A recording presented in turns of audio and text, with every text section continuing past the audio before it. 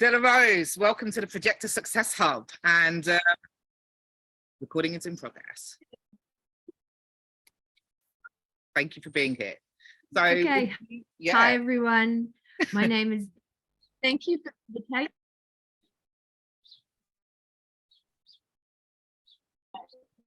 Thank you. I'm tuning in from Australia, an hour and a half south of Sydney in a place called Bowral. And I'm a mental projector, 1-3 profile, and my name is 𝗙𝗵 Ruby-Meyer. I've done this all backwards. And yes, I'm a visionary, I'm an astrologer, I'm a designer and a healer. I'm a psychic medium for a long time, though I don't really call myself that per se, because it's my second nature, and I don't see it as something that is, you know, oh, like I'm like a psychic or I'm a medium, or it's like, yes, I have those skills and abilities, though that isn't where I've positioned myself, them through their life, designing their life and directing that, whether it be the room in their house or whether it be a whole development for them. It's like I blend and work with them and work with the individual and work with their energy. And we do that. I do that through astrology. I do that through my psychic awareness, through my ability to see the future and understand where we're heading. So if I'm working with commercial businesses, I understand where business is heading, and where people are going to start to gravitate towards. So I tend to be a little bit ahead of myself because of that. So because of all of those different qualities, it's been extremely challenging to say who I am when people say, okay, tell me what you do. It's like, well, I do all of these things, you know, I bring all of me to the equation, and I'm not just selective in saying I'm only one thing, because I'm many things. And the more I've started to understand and embrace the mental projector qualities, I'm appreciating that, yes, it is a part of my design to be all those things, and that it isn't being scattered. And so deconditioning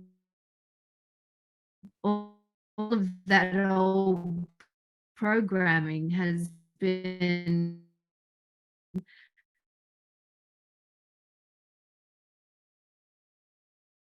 It's cutting out. I'm not sure if it's your side. Lost you, Jack. Oh, okay. So I think it might be me. Let me just. All right. Hold on. I might need to.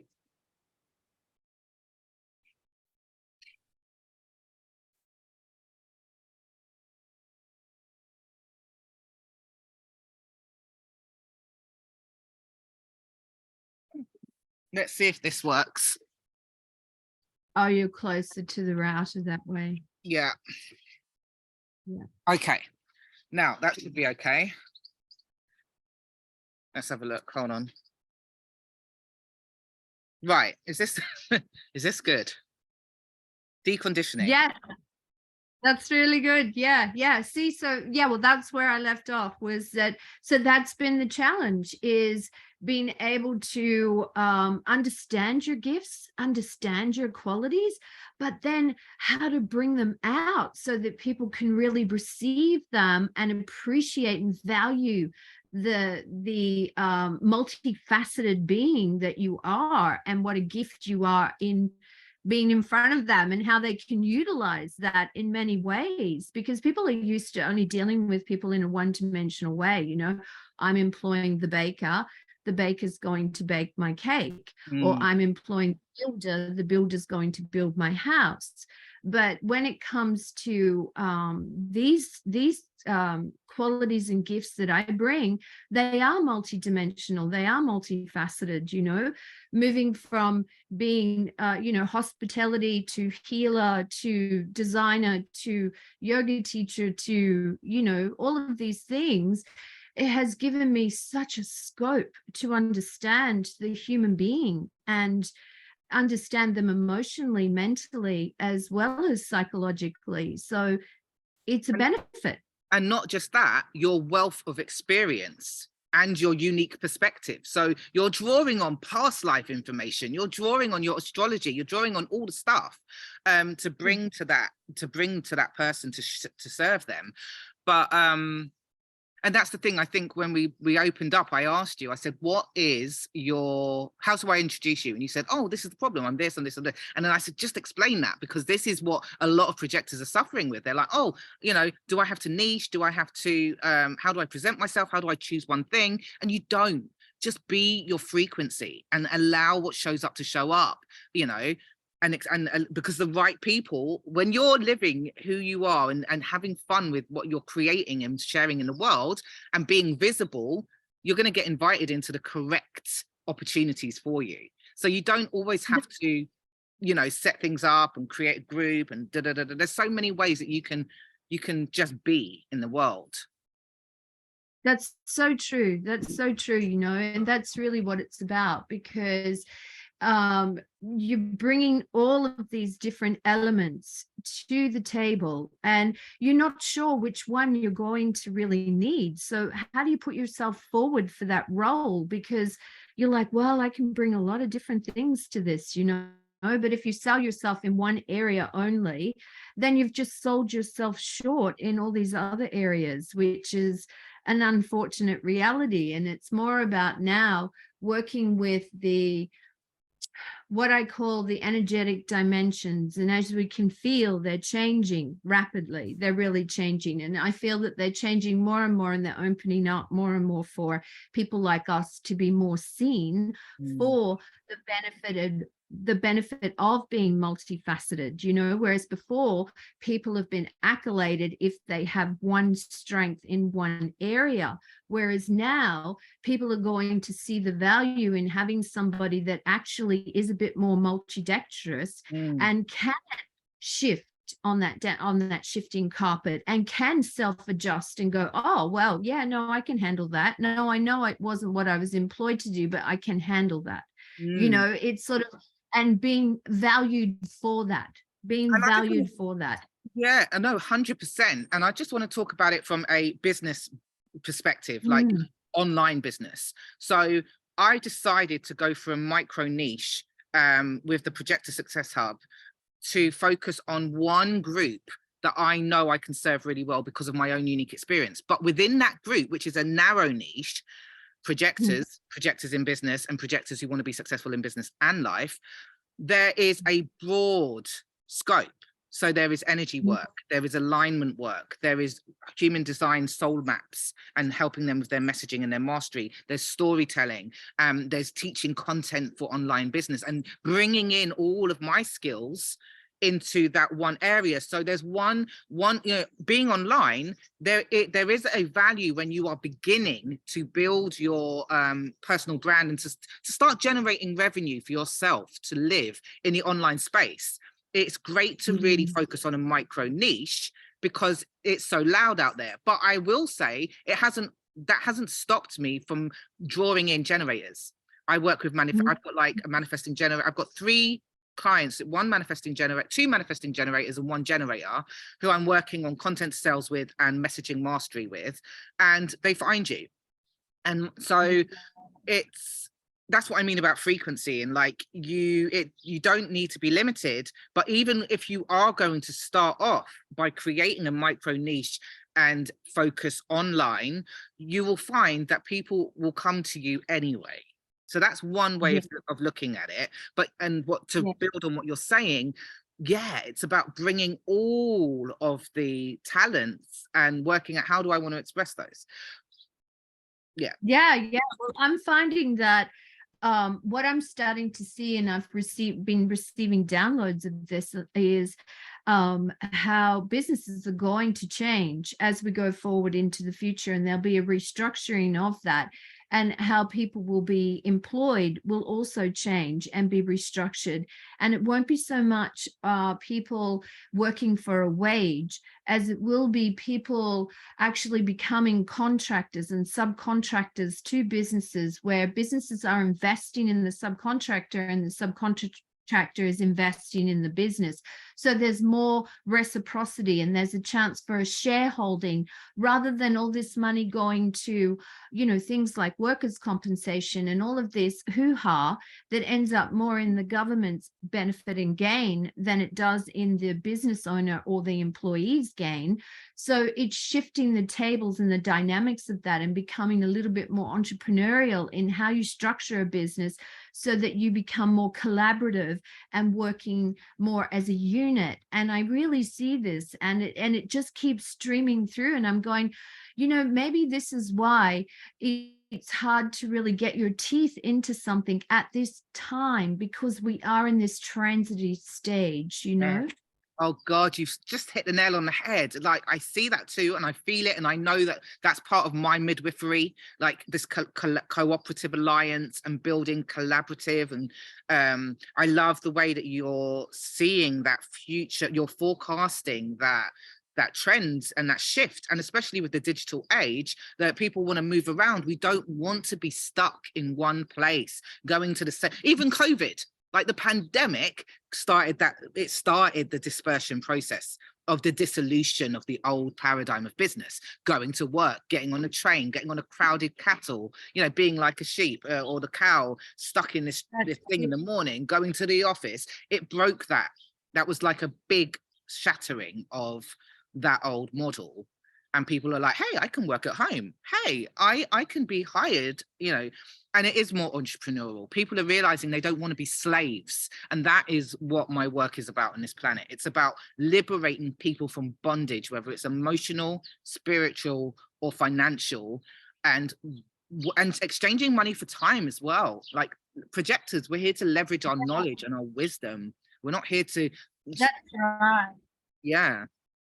And it's going to be more things like where there'll be a negotiation, which is why I keep moving towards this subcontracted model, because it'll be a negotiation. It's saying, okay, you want me to look after a certain thing for a certain duration of time. Well, that requires a retainer and a percentage, you know, so that everybody can win something. So no, you may not be able to employ somebody at, you know, $260 an hour, 8 hours a day or what have you, but you may be able to offer them a retainer with a piece of the upside at the end. You know, there'll be these different types of negotiations as we go forward. And it's, you know, where we're at the moment is we're getting hung up on the money because it's spoken about so liberally everywhere on YouTube, the influencers, you know, Facebook, Instagram, you know, everybody's coming across like they're this magna, you know, they're hugely successful and they've got all these followers. So they must be making, you know, 6-7 figures a year. And is that true? This is where I really keep coming back to in my talks that I do on YouTube is that true? This is what we've got to keep asking ourselves, because we're living in this world. And is that a realistic thing to believe in? Because is that true for us? You know, and you've got to come back to that and go, well, no. And actually to try to make that happen would require this much more energy from me and this much more time from me. And is that truly possible? And if the answer is no, then you have to be honest with that. And you have to really receive that and start to work with what is possible for you. And this is where we can talk about Jupiter going into Taurus, which we will, because I know, Jess, you're going to share about Jupiter in human design. I'm so keen to hear about that. And then I'll chime in with this, because this is where we are reevaluating our philosophy around wealth. You know, that is the highest spectrum of Jupiter in Taurus. And so we'll go into that more, but yeah. I think this is wonderful, because also what you were talking about there is that my own story has been around, I was literally plucked out. Well, I wasn't plucked, I chose it as well, but there's like destiny path and then there's co-creation. So we're living in this paradox of having a defined pathway and then the potentials and the possibilities within that. And hang on, I'm going to pause this video and go in and put my charger on. Bear with me. Well, actually, let me finish this thought. And I was taken out of my old life where I had money and I was making good money and everything was cool. I had all the structures, and then it was gone and I had nothing, just the clothes on my back. And since then, I had to learn to receive in a way that wasn't 3D. So I receive what I need as I need it. Money flows to me as I need it. Housing flows to me as I need it. So I was learning to renegotiate my understanding of how to be abundant and be wealthy, what that really meant for me over those transitional points over the last 4 years. And it's about, being in your own timeline and in your own receiving mode to how you can be supported by life, and understanding, releasing old conditioning and paradigms about, I need to be self-sufficient, I need to do this, I need to earn money in a certain way. When yesterday, even, let me give you the joke, I literally wrote down, I would like to receive £200 in 10 days to buy some clothes. Within hours, I had £100 worth of clothes of the actual items that I desired collected by someone and delivered to me. They're coming up a few days from now, and it's like, that's how easy it is. You just tune into like, this and it's what I need, and so there's 120 flowing to me from somewhere, from that little experiment of just playing with it, right? I love it. I love it. I can see, as you were describing that, I could see it was almost like you were working with the threads. It's like, what are they? The weavers, the spell weavers. The spell weavers, the magic that they work with is their ability to see the threads within the cosmic atmosphere and the realms, and pull that thread and weave that thread and construct that thread into a spell that can bring benefit. But as we know with spells, it's like the Rumpelstiltskin, there's always a reciprocity, there's always an exchange. So we're always aware of that with spell casting, which is why we do an offering at the same time. Yeah. Because you're offering something, as you're asking for something, you're offering something. And that is the whole gamut of a spell, really, to perform a spell properly, where you're not attracting karma and you're not attracting any maligning type energy that can attach itself to you.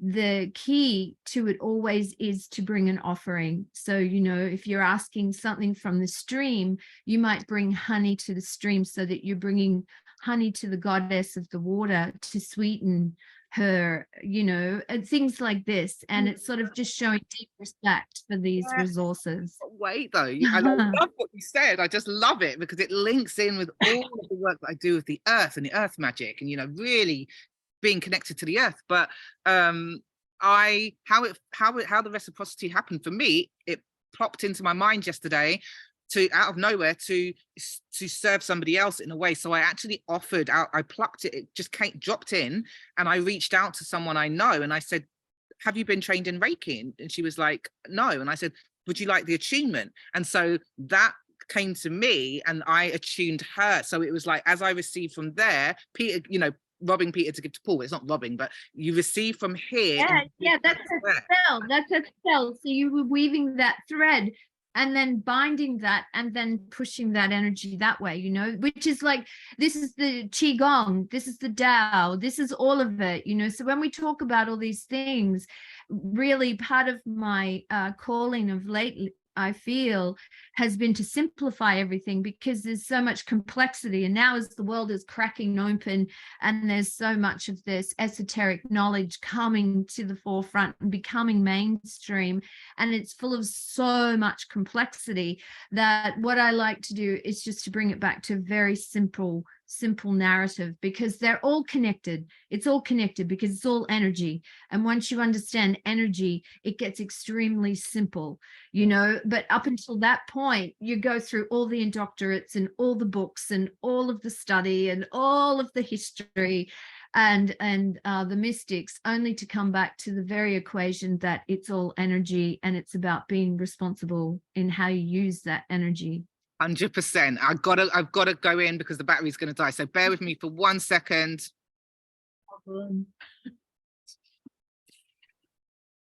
Ugh. But it's like that simple phrase that people have misunderstood for millennia that Jesus brought to us, which was, as you give unconditionally and you will receive. And it's these simple, as you say, these simple teachings that are deeply metaphysical and energetic, but people just didn't understand. Yeah, this is right. And this is where I'm really going with this. And actually, oh my goodness, I'm starting to get jolts. I forgot to mention, if people see me, if you see me jolting, it's because I channel and the energy comes through so strong that it just moves my body like electricity.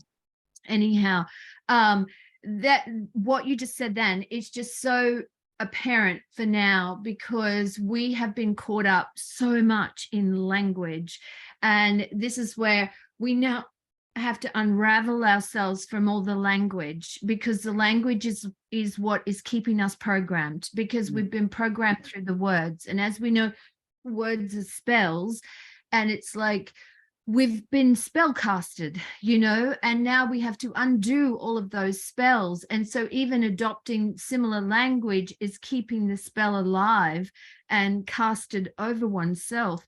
And to break free of all of this is somewhat challenging, because it does require passages of isolation, to really attune to how is that vibration affecting me, because I know how my friend feels, or I know how my family feel, but how is it affecting me as the individual, and not allow ourselves to be talked out of something so easily, because sometimes we can easily get talked out of something because somebody else didn't feel it too, and we go, oh, that must be me. Oh, and then we just bypass ourselves again and again and again.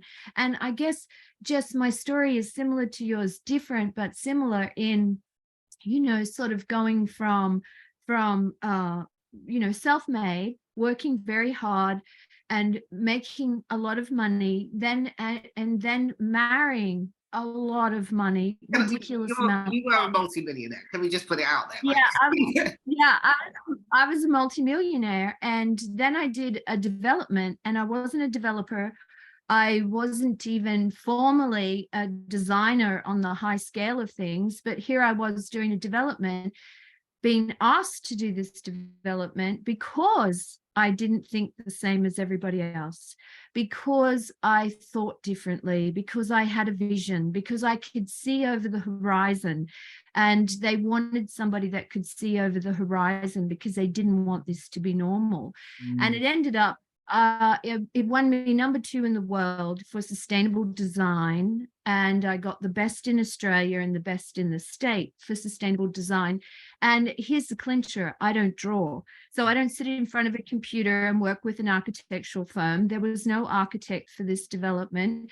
I worked with the draftsmen, builders and contractors, and I communicated. And because I could visualize and I could see and I could hear what the land was wanting and what needed to happen, and I could see what people would be needing to feel. My gift is creating atmosphere, and I move people through atmosphere. And so the project is in Queensland in Australia here, and it was 172 lot development, very, very big development, and it became a freak. And still to this day, nobody has surpassed that. But yet it's such a magnitude award, it's been so overlooked in this country at the same time, because it's like, well, how could she win that? You know, like, how could that happen? But it did happen. It did happen. And then I went and did it for a grocery chain of stores as well. And I created visual merchandising that shifted their whole brand image from being here to being up here. And now they're becoming one of Australia's premium supermarket whole food chains. You know, so I mean, I have done this and people have watched me do it. I worked for them for 5 years and created those looks for them. And so, but then what happened to me is I went through a very, very heavy betrayal, and I was betrayed by my husband and who was my business partner as well. So it was a double whammy. And then it was, you know, I said goodbye to my home, I said goodbye to my horses, I said goodbye to the life that I had known, to now be living a very simple life and going, okay, well, what just happened? And how do I start again? Because not just my life changed, my friendships changed, my way of life changed, everything changed, my perspective changed, because I'd gone from no money to lots of money to then what happened to my money? How do I make my money again? You know, it's like, how does this happen to somebody?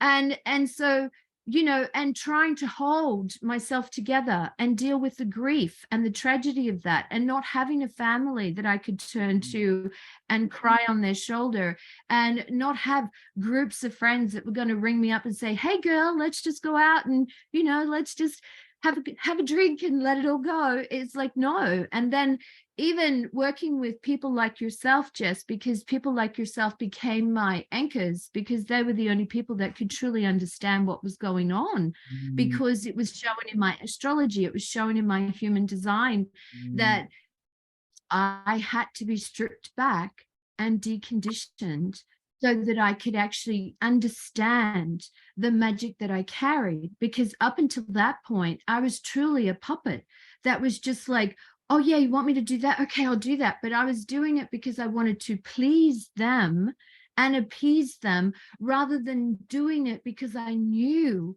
that was inside of me. Do you see? It was like they were actually inviting me to do things that I didn't even know I was capable of doing until I did it. And so then, because I didn't know I was capable of doing it, how could I value it? How could I even put value on it? How could I even charge or bill them effectively for something like that? You know, so these are all the equations. And so that's what I've been percolating. And it's taken me 4 years to really heal and go into all of the trauma, because a lot of trauma got woken up from a very long time ago.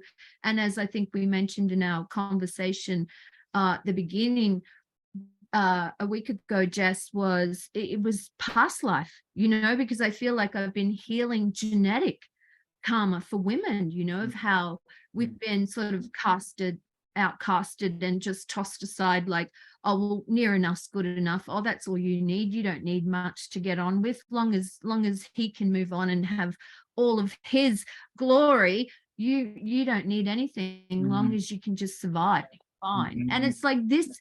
These are all of the things that I've been witnessing and seeing. And so I can see my life is on a journey to help women with these realities. And I've helped quite a few women with divorce issues, actually, and how to actually articulate what they're trying to say, because people don't listen to them. They don't have a voice a lot of times. And, you know, and so now it's learning the value of things. It's learning what the value of things. And this brings me into the Jupiter a little bit as well, because we have lost our sight in what we place value on. And this is what has to be readdressed, because I can confess that when I had a lot, I had lost my ability to understand the true value of something. And it wasn't until that went that then I go, oh, geez, actually, I didn't really value how much I had when I had it. And now I see that. And so I know I'm not alone in that. It's just I don't think many people want to own that, you know, but that was the reality. And that helps me also now in my life as I'm beginning to rebuild and go forward. I have a very different perspective on how much you really need to have a good life, and how much value we place on things, and whether it's truly warranted or whether it's just superficial rubbish. You know, it's like you have a complete, and it's not being prudish and it's not being sour or bitter. It's actually just having such a scope and such an awareness of going, okay, I can appreciate that vase means the absolute world to you. I get it. And it costs a fortune, but that's just not where I'm at anymore. You know what I mean? But I can still appreciate it from your perspective, but I'm not a slave to those things. And so as a designer, that's an interesting place to be, because having that eye and knowing how to find really good things and having an eye for that now understanding that we're all at different places. And this is really the magic of the projector, is being able to understand where people are at and bring through the information from that point, rather than saying, this is where I'm at, you have to hear it from where I'm at. Yeah, exactly. And that thing as well of being stripped back so that you can actually connect with the actual a higher reason for being here. It's like, I feel like a lot of projectors, like myself included, yourself, have been stripped in order to bring forth a new template for humanity, ultimately, on all of the things that you're saying. What do we value? Do I value my time? Do I value money? And it's nothing's wrong with any of these things, but it's about how nothing. How do we actually... No, because I didn't value my time. Okay, so there you go. So because when I went into the series of the supermarket stores, what had happened there is, I'll give you a background story, because it's a very valuable story to share, is because I was very wealthy. And at that point, I become very lonely because, you know, I was living on a farm, I was out of town, you know, wasn't socializing so much. And I got this gig in town. I did this restaurant, and the restaurant was great. Went off like a cracker. The whole town was talking about it. I was like, oh my God, all of a sudden I'm known. This is weird. Anyhow, and then the supermarket that was next to that restaurant come and grabbed me and said, oh, can you help us? And then I'm like, oh, well, what do you want? And they didn't have a brief. They just sort of said, we just want you to make it look good. Just do something, you know.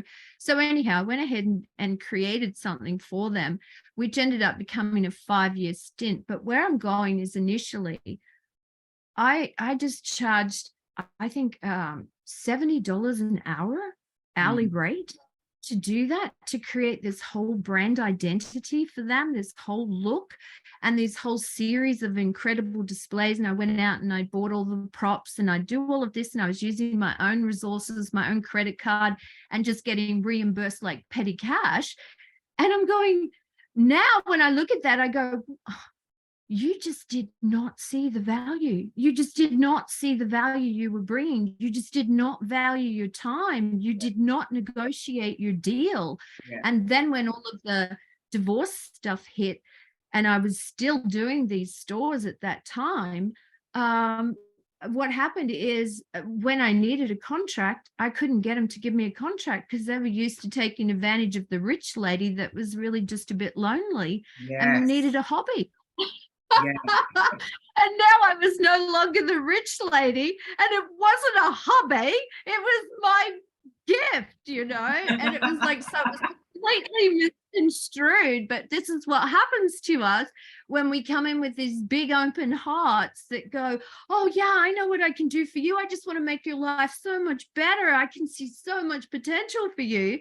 And we start delivering it, and then it just falls on deaf ears. It gets stolen, because that's what ended up happening after 5 years. Stole everything. They stole it all, you know, and made millions out of my little hourly rate.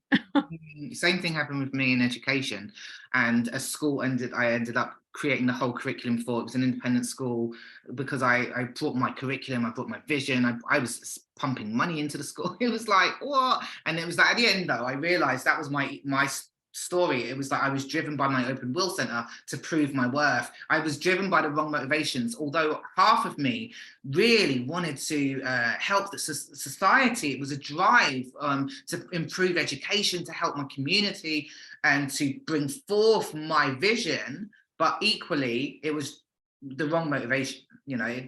So I had, and again, it was part of this dismantling of the ego and who I was, and getting rid of, like, creating healthy energetic boundaries, becoming empowered, basically. And that is, so some of these things we have to go through. But let's go through it physically, you know, because that was exactly what had happened. Is I had completely disempowered myself, but I couldn't see that until and burnt by that, you know. It was like, that was the unfortunate reality. And so now in the rebuilding, you're rebuilding with awareness, a lot of awareness. Exactly. Awareness Yeah. is the key. And that is the key for projectors, man. Be awareness on every single level, awareness of how what you consume affects your body, awareness of how you talking to someone, the vibration that you experience from that person affects your body, awareness of how you're operating, all awareness is the key. And it is the nine-centered being is going to thrive through their ability to be very deeply present, conscious, awake, and aware.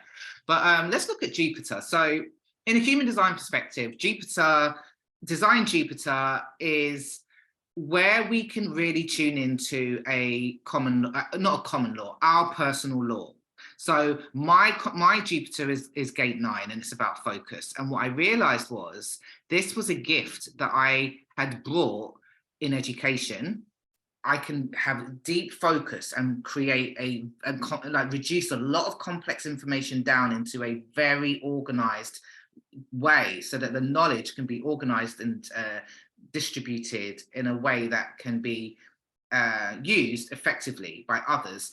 And that, but also the focus of like mastery of a skill, mastery of a vast corpus of knowledge and development.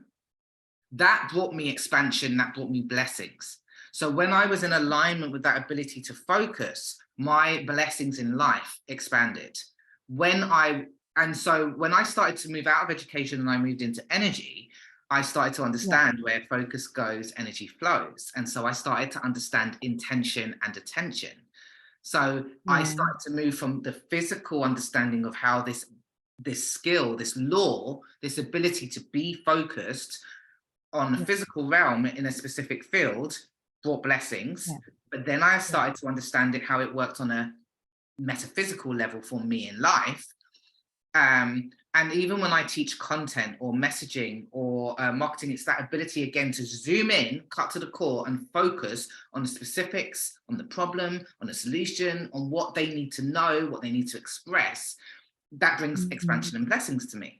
When I myself am not focused, when I am not focused on my vision, when I'm not focused on, or my attention is scattered, I don't receive blessings. Ultimately, so it's the law. And what I found is how I've been playing with this is that if I can teach someone to be focused, that is what transforms their life. That is ultimately my brand's message. Like, be focused, focus, flow, living in flow. For a projector to be aligned, they have to be focused. And in order to live in flow, they've got to be focused on their energy. They've got to be in alignment. So my gift is to teach others how to develop focus. And if they can embody that, they themselves will receive the blessings too. So that's one thing I've been experimenting with for Jupiter. And I've also, but anyway, so I'd love to know from an astrological point of view. Oh, well, I'm just intrigued because my Jupiter's 23.6 on one side and then 2.4 on the personality side in human design. And I'm completely opened, as you know. I don't have a will center or a G center. I wish I did, but I don't have any of those. I'm just all open. So I'm just constantly absorbing. And so it's been a lot to decondition all of that. And so, okay, so in Western astrology, we'll talk about Jupiter from a Western astrology point of view. And this doesn't matter whether you use the Placidus system or whether the Placidus system or whether you use the whole sign system. This is just talking about Jupiter as the planet. And currently it's in Taurus, and it's actually conjuncting the North Node, which is also in Taurus, as we know. And our North Node is our destiny, and it's a collective destiny. And so this is what we're moving towards. And Jupiter is bringing growth and expansion to this, because Jupiter's natal house is the 9th house, is the house that usually rules. And when we think about the ninth house is about philosophy. It's about the guru. It's about teaching. But when you go deeper into that, it's about expanding your knowledge. See, so it's that Jupiter quality again. It's about that expansion of knowledge, that expansion of awareness. It's raising your own awareness of your own psychology and taking that to a more philosophical level, because Jupiter is the philosopher. He is the scholar. He has a thirst for knowledge. He's the seeker of information. And so he wants to absorb as much as he can. And because of that, his shadow nature can be where he can be greedy. He can be larger than life. He can be that foot in mouth disease, you know, where he sort of speaks before he thinks, because he's so big, you know, he can't see where he's putting his feet or his words. He can trip over himself. And so this is the other quality of Jupiter. Or he can have an appetite that's too big for him to manage, or he can have an insatiable desire to want to be a part of everything, like the wandering minstrel, you know. That's the Sagittarius energy of where, you know, jack of all trades, master of none type quality, because he has this insatiable thirst for knowledge that he wants to learn a bit of this and a bit of this and a bit of that and a bit of this. And so that comes back to that focusing point, you know, that you were speaking about. And now Jupiter being in Taurus currently, because Jupiter works in 12-year cycles, and we're in Taurus at the moment, and he will be in Taurus for 12 months. And then what we do is we look back and we say, okay, 12 years ago, Jupiter was entering Taurus. What were you doing 12 years ago? What things were coming to fruition? What things were you seeding in? What aspirations were you starting to seek? What further knowledge were you wanting to gain? You know, like these Jupiter qualities, where were you wanting to advance your skill set and your studies? You know, where were you wanting to expand on yourself more and dig into more ideas and more inspiration to feed that growth? And so then over that 12 months, over that 12 years, what happens is we gather things and we don't realize that we're gathering these things. And then what happens in these Jupiter cycles is that we get to the end of that cycle and we realize that Jupiter blesses us with something. It blesses us. Either it brings something towards us that we'd been working towards all that time, and we realize that each task that we encountered during that 12 years has accumulated to something that is bringing us benefit at this perfect time and place, that we've just been gifted this new opportunity. And even though we didn't prepare ourselves for that opportunity per se, Jupiter had been preparing us behind the scenes that we were unaware of. And that's sort of the blessing of Jupiter that comes as the surprise when they say, oh, Jupiter's about abundance, it's about growth and expansion. He can bless you with these things, but he can also take things away.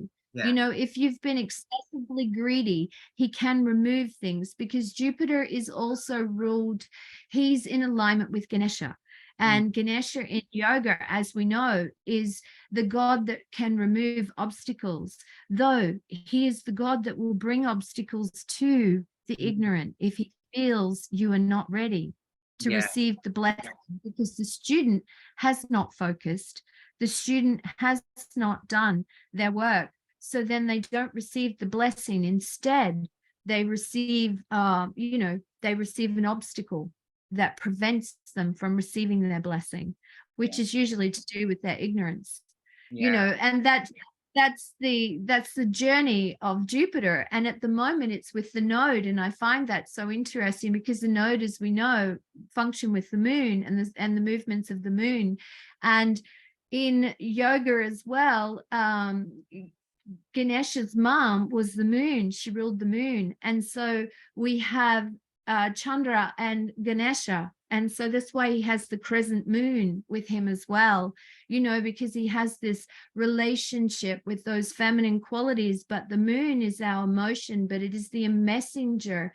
It is the messenger that takes us from the illumination into the seeding, you know, where it falls away. So we illuminate and then we fall away to then accumulate and then illuminate. And it's sort of that feminine cycle. What would be a practical thing that people could take away to work with Jupiter for the next 12 months? For the next 12 months, with Jupiter being in Taurus, we have to work with our values.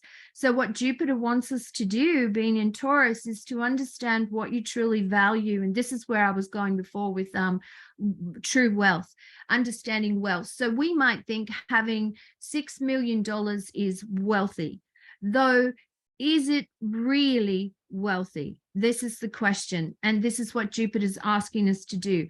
Is it really wealthy? Because somebody that can not have to work, doesn't have $6 million, lives in a simple place, but they don't have to work and they can go and do their photography. They can hang out with their grandkids. You know, they can make lunch when they feel like making lunch. To them, that's wealthy. Yeah. Do you see? And so as we go forward, this is Uranus now that I'm speaking through.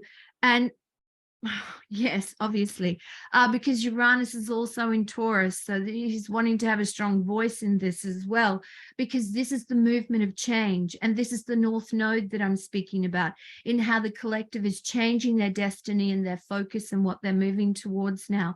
And what we prized and valued in the past has shifted. And it shifted when Jupiter and Saturn met. At 2020, they had the grand conjunction in Aquarius, and that was the initiation of air, where we've moved from 200 years of being in Earth. Now we've moved into air. And so now we're already seeing that we're starting to fall away from these earthly realities of top down in thinking of wealth. You know, it's all about top down, or he who has more is wealthier. It's like, no, actually, he who has more is more burdened. You know, he who has more has a lot of weight on his shoulders. It's heavy as the head that wears the crown, as they say, because they have a lot more responsibility. So Jupiter's also about, be careful what you wish for, because sometimes we can be wishing for something. It's that insatiable appetite. You know, you might want the feast, but can you digest the feast? You know, it's fantastic. Really fantastic. But I think I want to jump in there as well and say this is why a lot of the work that I do with my clients and what my vision is for my work, the Aligned Business Accelerator, is about creating an aligned business rooted in values, how you want to live your life, not from the ego, but from the soul's goals. You know, yeah, that's really drilling into what do I truly want and building that. This is the year for you to be doing that, because this is the year. Jupiter in Taurus is the year to ground in and really root in these ideals that you have, these philosophies that you're developing, these teachings that you're wanting to bring forward, these obstacles that you can see need to be removed. You know, this is the year for that, because when we think about it, Taurus is the bull. What did the bull initially do? It plowed the field. It trowed the ground to lay the seed, to lay the ground for things. That's what this year is. So land, people wanting to invest in land, you know, land could be beneficial this year for them. Finances, this is why finances are a big talk at the moment, because Taurus rules wealth, it rules money, it rules gold, it rules minerals, it rules the earth, the earth's riches, agriculture, food, all of these things. This is why these things are being brought to our attention. And if we think about it, when we had the 2020 ordeal for that 2 years and the cycle of all of those events that went on, it was the essential services that were seen to be needed the most. You know, it wasn't the lawyers, It was the essential services that were needed the most. And so this is where we've had it all wrong in where we've placed our values. And this is what this year is all about. So if people want to take something away from this, it's to really get clear on what you value as an individual for yourself and for the generations that are coming behind you, and to understand how you care for your body, what you put into your body, what you put on your body, you know, and what that includes what you wear. Like, where are you putting your money? We vote with our dollar. If we are investing in companies that are exploitive, then we are part of the problem. We're not part of the solution. 100%. Beautiful, beautiful. This was such a fantastic, it's not even a HD chat. I don't know what it is, but this was fantastic. You illuminated so many vital things, not just for myself, but for everybody watching, and that we can all, those who are the conscious leaders, these are people who are ready now, who have been stripped, who are walking around going, I'm walking in transition, I don't know what is going on. And I think you've really brought some very grounding and practical insights to why they're going through this transitional phase and what they need to, how they need to actually breathe, get breathing, get present, let go of the external distractions of what they think, and tune into what what their soul is asking them to guide and bring forth going forward. Because even for me, I am going on a massive initiation right now where I've been working, again, I've been like in 2020, I did my year of shamanic training, and that was a year of like, working with the earth, working with spirits, blah, blah, blah. And now this year it's happening again. It's like I'm being initiated into deeper levels of purity of consciousness and working with different kind of frequencies in order to really be able to do what I'm actually meant to be doing for posterity, for the future generation. It's not an individual thing anymore.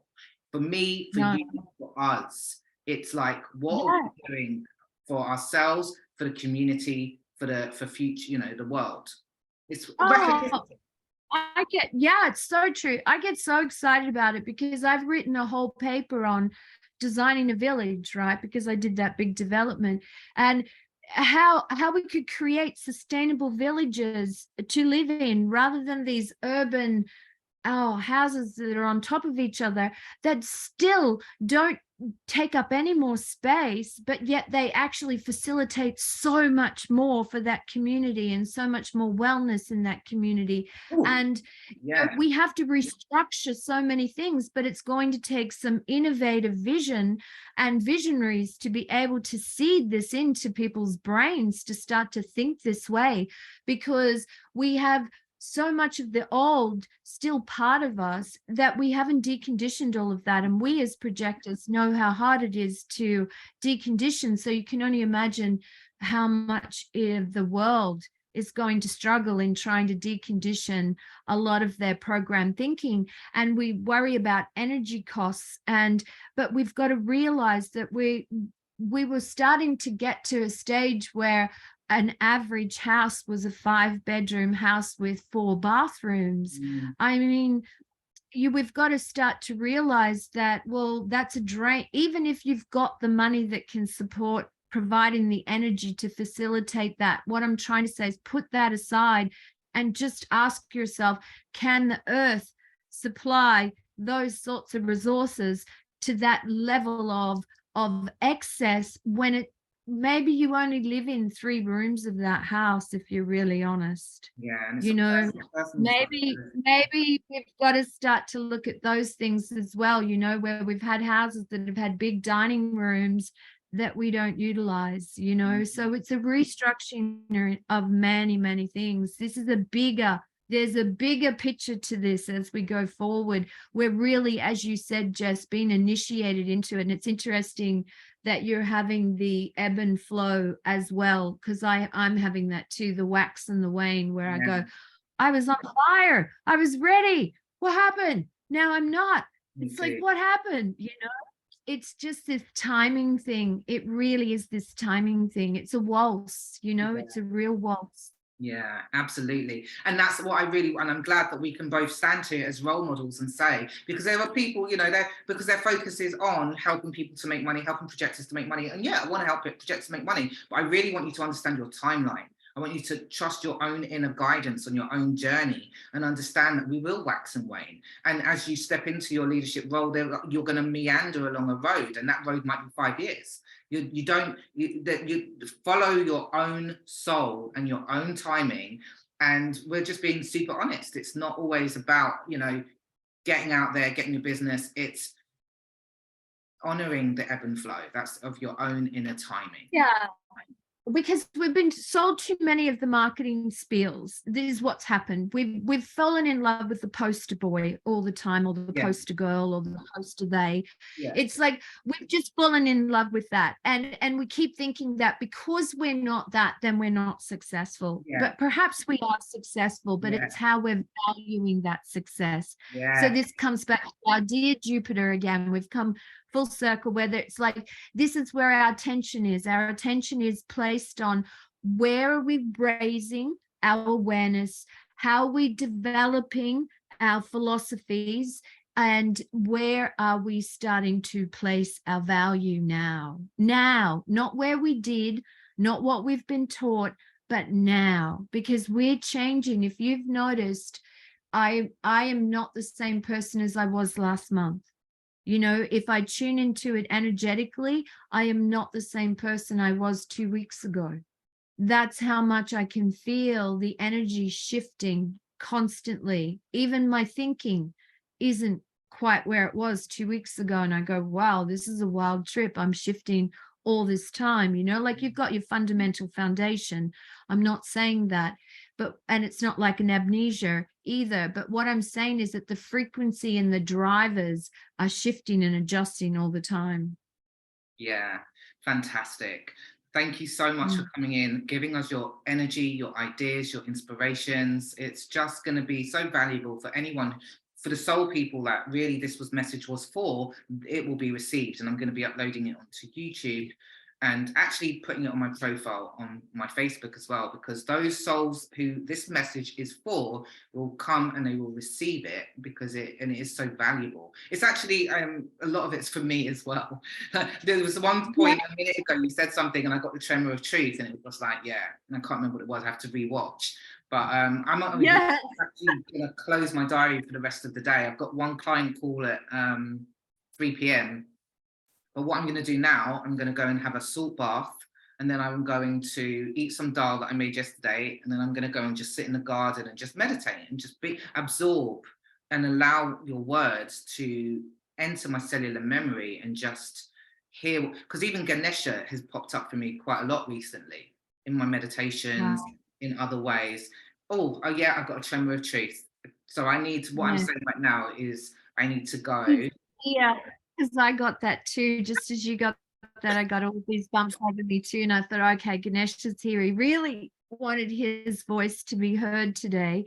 And that is how they work. The angels work with me through frequency of my voice. They've told me this, that they work with my voice, that when people listen to things that I've said, when they re-listen, they hear more all the time. And the vibrations of my voice has an impact on people as well. So I trust, you know, that this is what they say and that I share, and I know that it does shift people in lots of ways. But I can be very rich with ideas and just be a stream of all of those things. So anyhow, I'm very grateful, very honored that you brought me on. Thank you very much. Me too.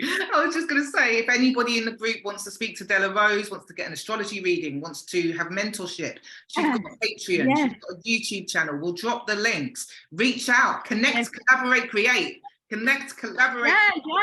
Fun.